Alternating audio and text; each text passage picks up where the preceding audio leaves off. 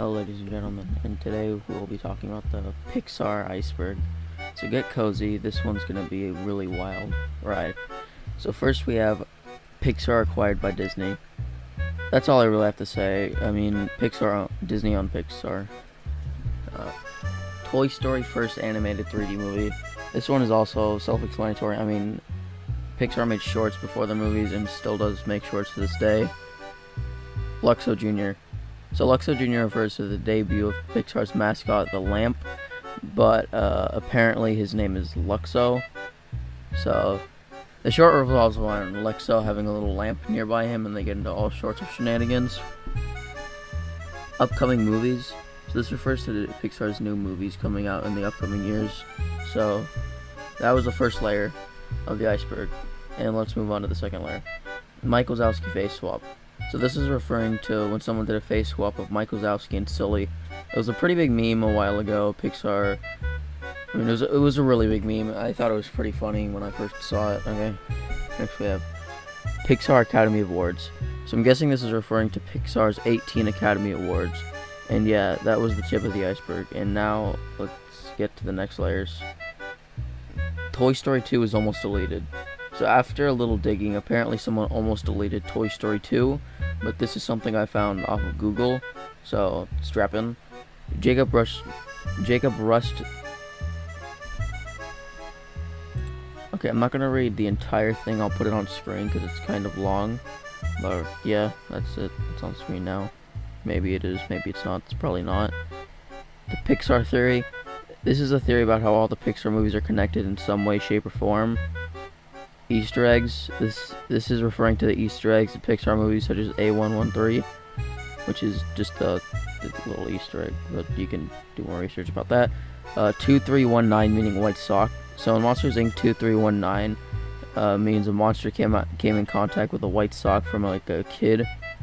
Alright, that was that layer, and on to the next layer. So the next layer is Pixar moms. This is referring to about how all Pixar moms are dummy thick and have massive dump trucks. Andre and Wally B.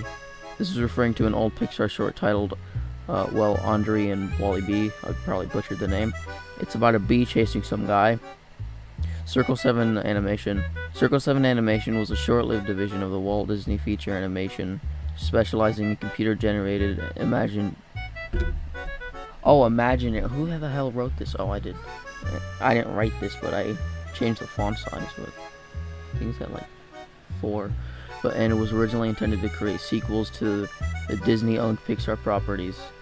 That was copy and pasted from Wikipedia, so all credit goes to them. Newt. Newt was a canceled Disney Pixar film because it was too similar to the plot of this movie called Rio. And Rio, I watched it a few times when I was younger. I didn't and still don't really enjoy it. And yeah, that was that layer of the iceberg, and let's move on to the next. The Black Friday short. The Black Friday short is a real infamous storyboard reel from the movie Toy Story, which resulted in the film being canceled after being shown on November 19th, 1993. All credit for that segment goes to the Disney Wiki. Monsters Inc. beta footage. This is the 10-second clip of the original beta footage of Monsters Inc. I'll leave the link to the little thing in the description. Gun violence. I believe this is referring to when The Incredibles used guns in their movies. Movie changes in other countries. This is just how certain parts of movies will be edited differently in other countries. Alright, on to the next layer. Cars have the personality of the last person that drove them. I want to say that this one is self-explanatory, but I can't say for sure. I'm not sure about this one, sorry guys. I did some digging and I couldn't find anything. Stinky Pete deleted scene is a comedy scene similar to the crafting couch. Pixar meaning. The name Pixar was conceived as a Fox Spanish word meaning to make pictures. Okay, now for the next layer. Carl is dead. This is referring to how Carl came up and could be dead. But hey, that's just a theory. A game theory. The cat Soul. This is referring to the cat Soul from Souls. Wait, what? Oh yeah, no. This is referring to how the cat's soul from Soul could be lost forever. Remy is evil. From what I could find, this was based off of a film theory video, and finally the last layer is upon us. The Abyss. Pixar animated the Grubhub commercial. I did research, but I couldn't find anything on this one. But I know that Pixar, deep down, that you had something to do with this. And Pixar, if you had anything to do with the Grubhub commercial, from the bottom of my heart, the only thing I want you to know is fuck you. The Your Mom Iceberg. I mean, do I really have to explain what an iceberg video is? I mean, it's pretty common at this point. I've already made one. It's basically listing facts from most known to least known or most obscure. So yeah, for the first layer and the first entry, we have Your Mom is Fat. This one's pretty self-explanatory. It's just referring to how your mom is, well, really fat. And then next we have Your Mom is Ugly. This one's also self-explanatory. Your mom is pretty freaking ugly. Your mom's stupid. Your mom like plays Minecraft Java Edition instead of Roblox. So yeah, your mom wears army boots. Yeah, she probably does. Okay. Well, that's the first iceberg, and then now we have the second layer, which is your mom is old. Yeah, your mom's probably like 45. Your mom is a no word. She probably is. Your mom is short. Your mom's like 2'2", bro. So like, get nay. One of these things is your mom. Yeah, it probably is. Well, that was the second layer. Now on to the third layer, and your mom is also probably one of these. I banged your mom. This is referring to how I banged your mom last night. Your mom's hairy. Yeah, I mean your mom does have hair. Your mom is slimy. Okay, that's it for that layer of the iceberg. And now for the almost depths, but not quite the depths. Your mom is your aunt. This is referring to how your aunt is actually your mom, and your mom is actually your aunt. Your mom's mean. I mean, yeah, your mom's kind of a bitch, bro. Your mom is not your mom. Yeah, your mom's probably your dad. Oh, and then yeah, that was 3 entries for that iceberg. It was a pretty solid layer for the iceberg. Now on to the depths. This isn't the final layer though. Your dad. This is referring to how your mom's spouse is your dad. Your mom stinks. Your mom does smell like dog shit.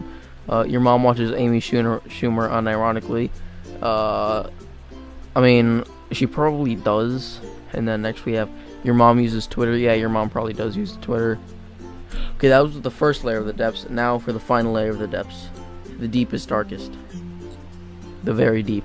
The depths. Your mom is this thing.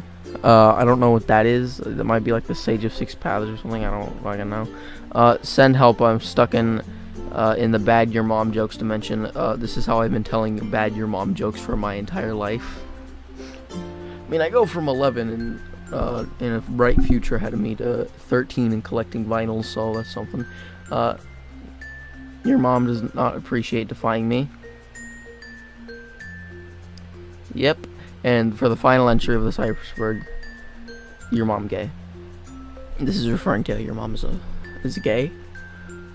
Your mom is honestly pretty gay, bro. Like, do I really have to explain why your mom is gay? Like, she honestly just is. Like, your mom's like the gayest person I know. So like, yeah, bro. So that's the iceberg. If you're not subscribed, please subscribe. This is a pretty short one, but here I'm gonna talk about some stuff in a second. So yeah, bros. That was the iceberg. It was pretty fun. It took me if I say some weird stuff in it, just don't worry about it. I filmed it at like I think I filmed it at like 2 a.m. last night, and it's like 9 p.m. on a Sunday night. So bros, anyway, please subscribe for more epic iceberg videos. I probably will make like a few more of these. Maybe, possibly, probably not. But yeah, that was the iceberg. Please subscribe. I'm trying to hit 150 subscribers by November.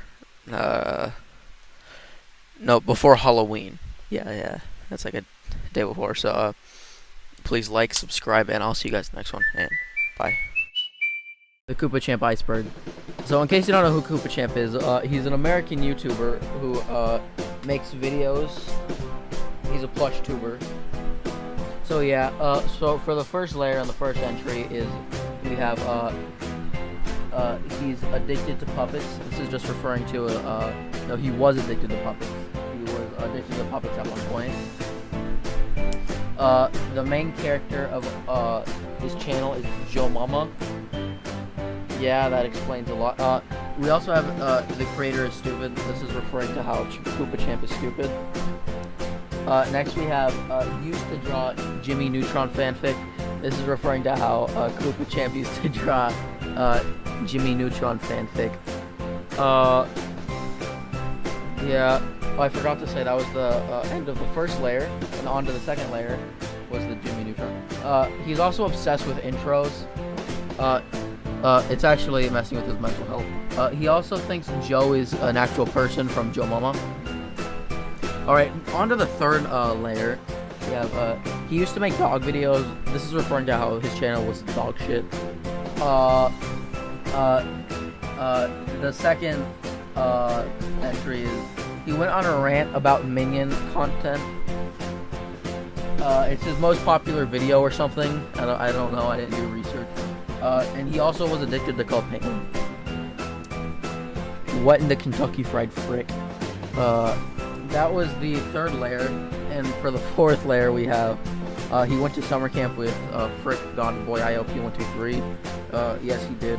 He shared a cabin with him. Yes. And next we have used to think Fortnite skits were good. This explains a lot about his personality and how twisted he is. Next we have he likes mayonnaise on waffles because he's a virgin. That was the fourth layer. And for the fifth layer, we have thinks Big Chungus is the peak of comedy in 2021. This is referring to how he really loves Big Chungus in 2021. He also watches Flamingo, newer Flamingo specifically, because he likes it. Next we have is optimistic. He's very optimistic. I don't know. And that's now on to the depths. The darkest part. The depths. Is obsessed with Minecraft. This is referring to how he's a freaking loser and thinks that Minecraft is better than Roblox. I mean, I could go on all day about why Roblox is 10 times, 1,000 times, 10. No, Minecraft isn't even the same league. Like, it's on Google Snake levels of like quality. Minecraft, like Google Snake's good, but it isn't better than Roblox. Everyone can agree, except for Google Snake gamers. But he just likes Minecraft better. And for the second to last entry, he thinks that Boiiop123 is gay. He's not that gay, bros. And for the last entry,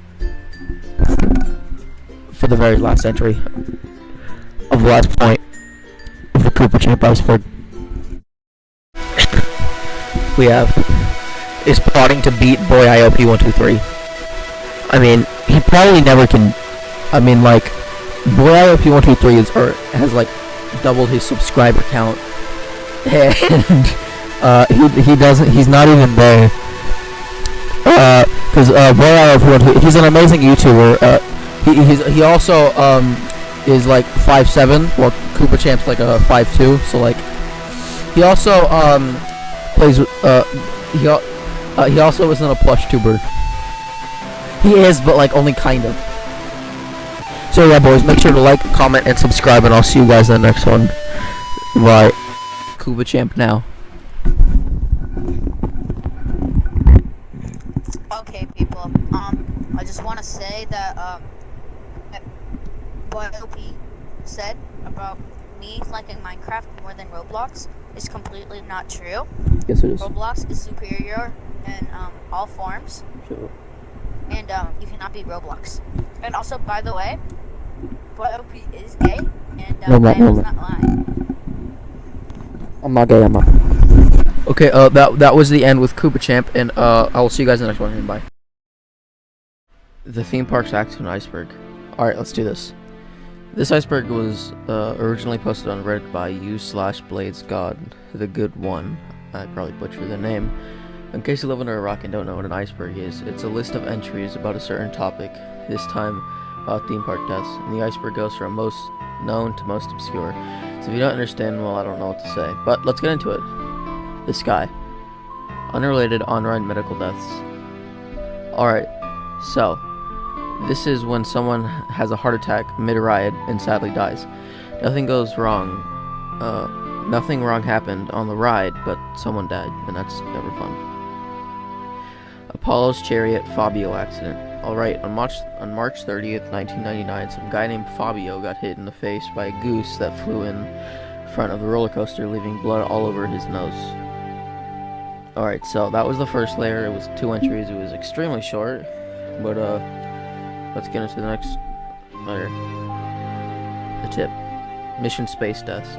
Alright, so on April 12th, 2006, a 4-year-old boy died after riding a ride called Mission Space. The boy met the height requirements of 44 inches, and that's all I want to say about this one. Disney World bus accident. So there was a bus accident in Epcot's parking lot where a bus crashed with 51 people on it, and 15 were sent to the hospital with minor injuries. Richard Petty driving experience death. A 36-year-old woman was killed in a crash at the Richard Petty driving experience in Walt Disney World. Gary Terry of Devonport, I don't know how to say that, Florida, died after his 24-year-old Tavin Watson lost control of the Lamborghini. Quote. Alright, so that was the second layer, aka the tip. So let's get into the third layer. It only really gets worse from here. So if you don't really want to see worse things, you can hop off. Action Park. Alright, Action Park. So this theme park had 6 deaths in 18 years. 6 in 18 years. In case you don't believe me, its nickname is literally Accident Park. Alright, Fujin Raging Derailing. I butchered that name horribly. A roller coaster derailment in Japan killed 1 woman and injured about 20 others today. The accident on the Fujin Raging the second coaster at Expoland Park in Suites Osaka happened on Children's Day during the Golden Week holidays in Japan. Reports claim the axle broke on one of the trains of the carts, messing up horribly, causing the derailment and sending the car into a guardrail at high speeds. Quote Robert Niles. Body Water's death. Small child. Yeah, I don't want to do this one. It says small child, and I don't really want to talk about little kids dying. Superman amputation. Alright, so this one's kind of depressing. A 14-year-old girl had her feet cut off while riding the Superman ride at Six Flags, leading to $500,000 worth of medical bills. That one's just really depressing. I mean, I hope she's okay now. That happened in, I believe, 2018. So she should be, like, 17 by now. So that's the third layer. These layers are very short. I didn't want to include a few entries because of reasons. Mainly, they involve little kids, and that's never fun. And sexual things. And it only gets worse from here. America Sings accident. Okay, so this one is probably one of the most known entries, sadly. On July 8th, 1974, 9 days after the attraction opened, an 18-year-old hostess named Deborah Gale Stone was accidentally crushed to death between 2 walls of the building between 10:35 p.m. and 10:40 p.m. A narrow channel between the stationary wall and rotating wall was open, and Stone either fell out stepping backwards or tried to jump from one stage to the other as it was rotating. The wall began to move. It moved every 2 to 4 minutes, which was how each act was. Her death was pronounced at 11 p.m. within 20 minutes of her death. When the carousel was being reset for a new cycle, one of the audience members heard Stone scream and notified the park staff. By the time the audience member and staff got to her, it was already too late. Stone had died from her injuries. Stone's parents sued Disneyland for the death of their daughter, which resulted in a small settlement. The Smiler accident.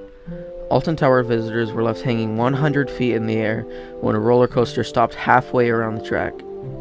2 teenagers had their legs amputated after a crash between 2 ride carts on the roller coaster in 2015. Matterhorn bobsled death. In 1964, a boy named Mark Alps unbuckled his seatbelt in the middle of a ride and promptly died because he fell off. That's kind of his fault. I mean, kind of. I mean, he shouldn't have been able to unbuckle the ride. Maybe he like did something. I'm not sure. Mindbender death. On June 14th, 1986, roller coaster derailment kills 3 in Endymion Mindbender, which is a triple loop roller coaster, and it's indoors. And it derailed and killed 3 people, sadly. Okay, that is the 4th layer, and it can't really get worse from here, right? Luna Park Ghost Train Fire. The Sydney Ghost Train Fire at Luna Park, Sydney, in Milesons Point, New South Wales, Australia, killed 6 children and 1 adult on the 9th of June, 1979. And that's all I really want to say about this one. Because you know I don't really like talking about little kids dying. Disneyland Big Thunder Mountain cart crash. Big Thunder Mountain is a railroad ride at Disneyland. So on September 5th, 2003, when a car on the Big Thunder Mountain Railroad practically derailed, the crash killed 22-year-old Marcelo Torres and injured 10 other passengers. That's kind of depressing because it's like the happiest place on earth. Dead. Six Flags Haunted Castle Fire. Haunted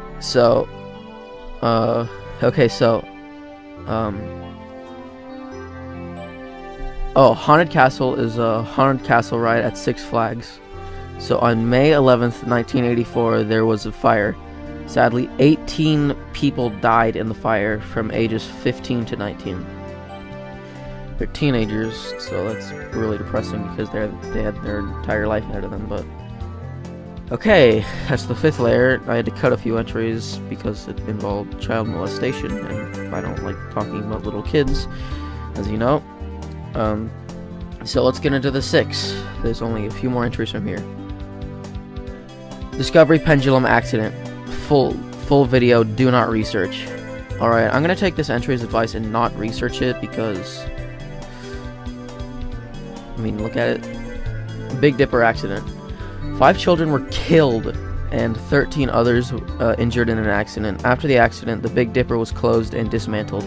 With a lack of main attraction and the fun fair is probably popularity quickly declining, the rest of the fair was closed in just 2 years later in 1974. Yeah. Dreamworld Thunder River Rapid accident. So, on the River Rapid ride at Dreamworld, there was an accident and 3 people died. And that's really never... Death is never a fun topic, but that's what this iceberg's about, sadly. So yeah, that was the iceberg.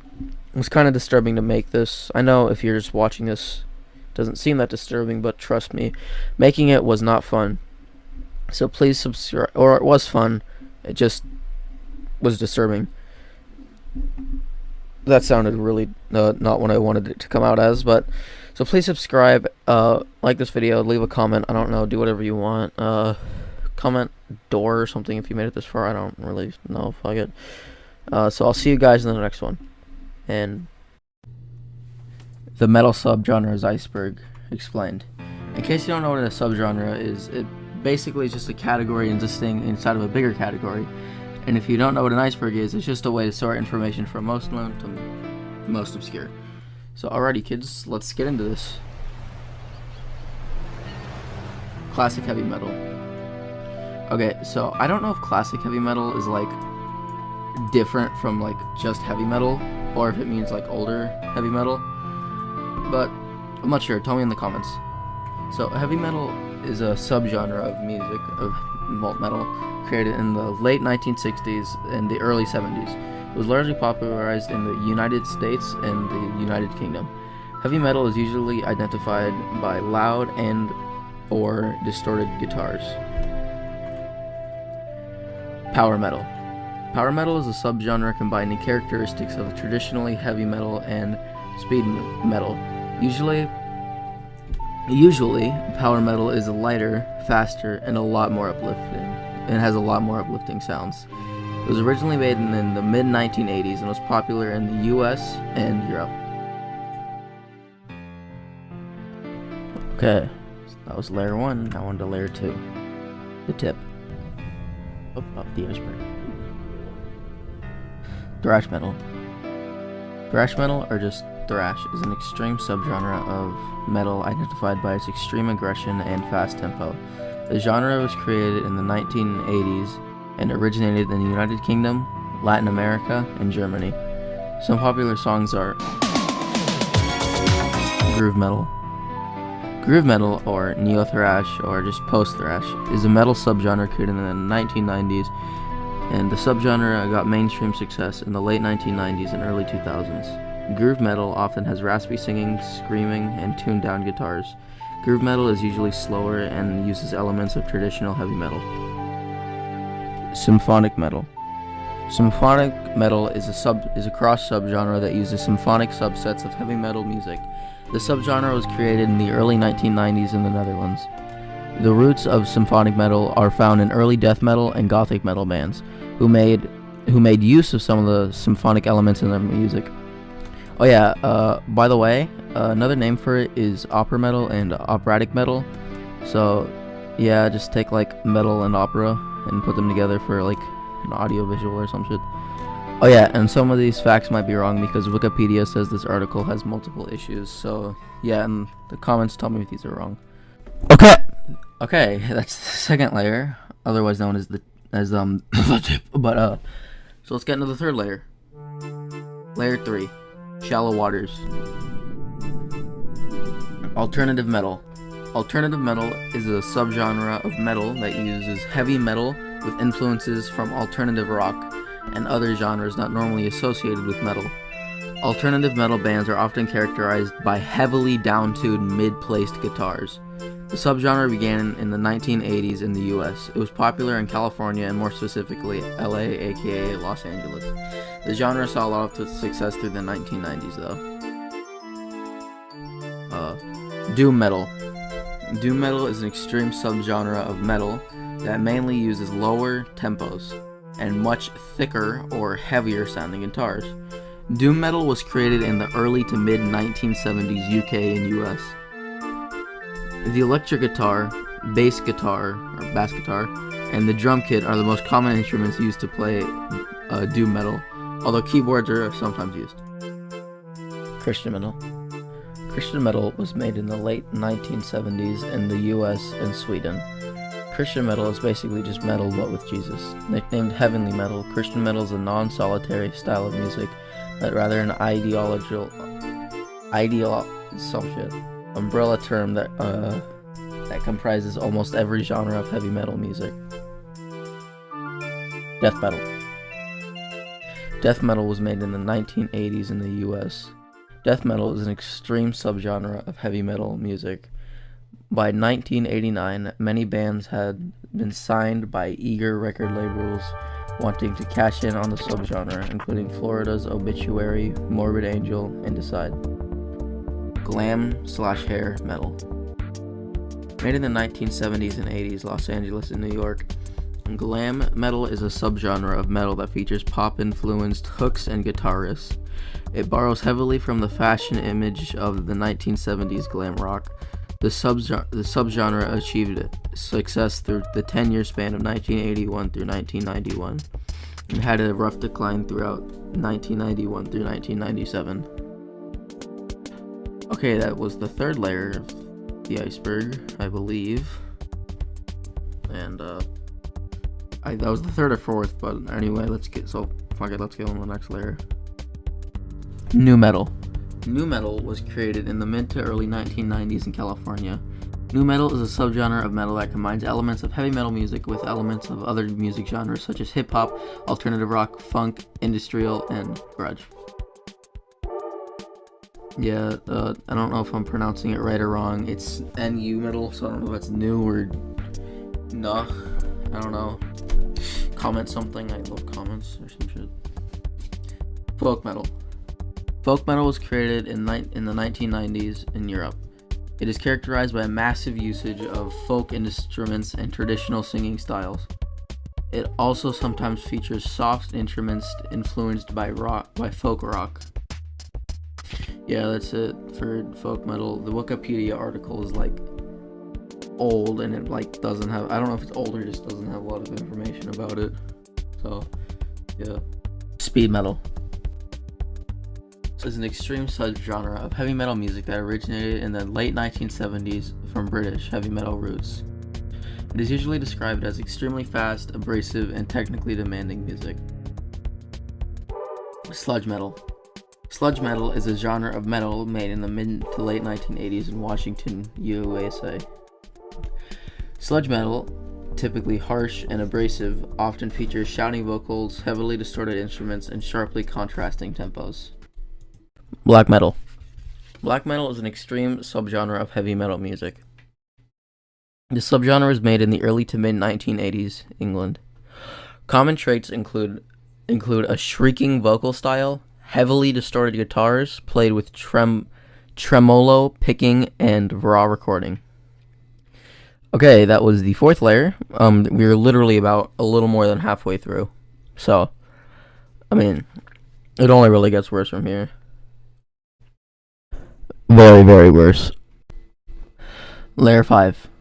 Deep water. Gothic metal. Gothic metal fuses the aggression of heavy metal with the dark atmospheres of Gothic rock. The subgenre was made in the early 1990s United Kingdom. The music of Gothic metal is known to adopt the Gothic metal approach of different styles of heavy metal music. I messed that up, but stoner metal.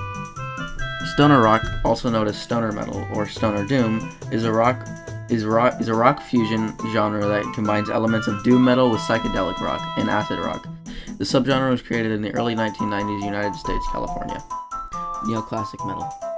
Neoclassic metal is a subgenre of metal that is heavily influenced by classical music and consists of elements borrowed from both classical and speed metal music. The subgenre was created in the late 1970s and early 1980s. Oh yeah, this also has this article has multiple issues problem on Wikipedia, so yeah. Metalcore. Metalcore is an extreme fusion genre that combines elements of metalcore and punk. The subgenre was also created in the early to mid 1990s United States. Metalcore. Metalcore is an extreme fusion genre that combines elements of extreme metal and hardcore punk. As other styles blending metalcore and hardcore, the subgenre was created in the early to mid 1990s in the United States. Alright guys, that was the 5th layer, yes. Next we have the 6th, but industrial metal. Industrial metal is a fusion of heavy metal and industrial music, typically employing repeating metal guitar riffs and distorted vocals. The subgenre was made in the mid-1980s US, Germany, and Switzerland. Avant-garde metal. Avant-garde metal was created in the mid-1980s somewhere in the world. I don't know, Wikipedia is weird. Avant-garde metal is a subgenre of heavy metal music loosely identified by use of experimentation and innovation. Now that avant-garde and elements are including non-standard and unconventional sounds, instruments, song structures, playing styles, and vocal techniques. Kawaii metal. Kawaii metal is a fusion genre that blends the elements of heavy metal and J-pop. That was made in Japan in the early 2010s. The subgenre is made in, not so surprisingly, Japan. I already said that, but the subgenre combines both Eastern and Western influences to appeal to both cultures. Okay guys, that was the 6th layer, and there are only 2 layers left. Grindcore. Grindcore is an extreme fusion genre of heavy metal and hardcore punk that originated in the mid-1980s. Drawing inspiration from abrasive sounding musical styles and other things I don't care enough to get into.